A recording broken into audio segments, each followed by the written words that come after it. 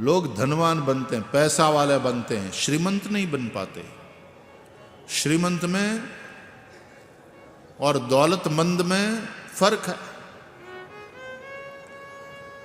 जिसके पास लक्ष्मी है, सुलक्ष्मी है, नीति की कमाई है, वो श्रीमंत है। जहां अनीति से कमाया है, छीन करके कमाया है, अधर्म पूर्वक कमाया है, वहां दौलत है। उसको दौलत क्यों कहते हैं पता है? वो दो दो लात मारती है, इसलिए दौलत। वो आती है तब भी लात मारती है, तो छाती में मारती है तो यूं सर ऊंचा हो जाता है, मैं करोड़पति। लेकिन फिर लंबा रहती नहीं, वो चली जाती है तो पीछे से लात मार करके जाती है तो सिर नीचे हो जाता है, मैं रोड़पति। करोड़पति से रोड़पति बना देती। दो दो लात मारती है, इसलिए वो दौलत कहलाती है। लक्ष्मी जी यदि भगवान के साथ आती हैं, प्रभु को साथ लेकर पधारती हैं, तो गरुड़ पर बैठकर आती।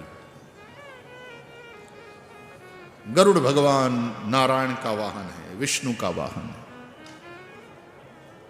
गरुड़ पर बैठकर आती।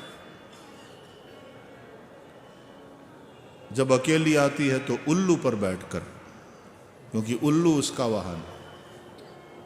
अच्छा, उल्लू को रात में नहीं दिखता, दिन में नहीं दिखता, रात में ही दिखता है। वो रात को ही आती है, फिर काली रात में। इसलिए होती तो है वो हिरण्यवर्णा, लेकिन काली रात में आती है, उल्लू पर बैठकर आती है, तो इसलिए काली यानी ब्लैक मनी,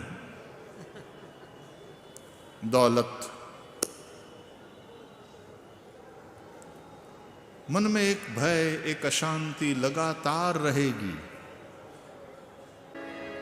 जो पुण्यशाली लोग हैं, धर्म के पथ पर चलते हैं, सत्कर्म करते हैं, सुकृति हैं, उनके घर में जो महालक्ष्मी के रूप में निवास करती है।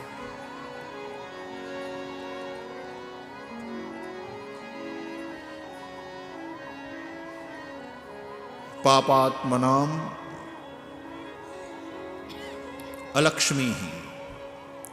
जो पापी है, दुष्कर्म करते हैं, अनीति करते हैं, बेईमानी करते हैं, उसके घर में वो दौलत बन करके, वो आज लगता है कि पैसा है, कल सब कुछ चला जाएगा। अनीति से धन होता है बरस 5 अरु 7, तुलसी 12 बरस में जड़ा मूल से जात।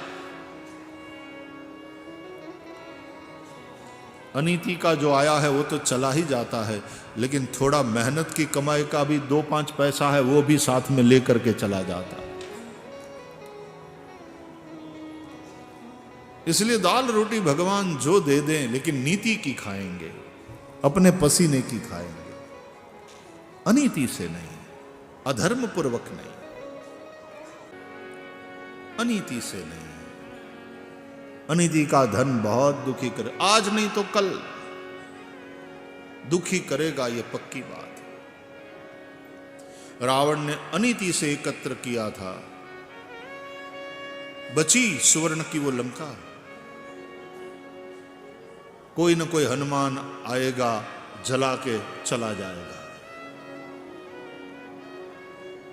वैसे द्वारका नीति की नींव पर खड़ी थी, लेकिन द्वारका भी भगवान श्री कृष्ण ने जब त्याग कर दिया तो डूब गई समुद्र में। मतलब यहां कुछ भी कायम नहीं है, कोई भी चीज कायम नहीं है। जब तक है तुम्हारे पास देते रहो। द्वारका का विशेषता यह है कि सुवर्ण की द्वारका में जब सुदामा आए तो द्वार खुले। द्वारकाधीश प्रभु ने बहुत दिया है, बहुत लुटाया है, बहुत समर्पण किया। सोने की लंका नगरी रावण के पास थी, 1 तोला सोना का किसी को दान दिया हो ऐसा रामायण में नहीं लिखा, क्योंकि वहां समर्पण है ही नहीं।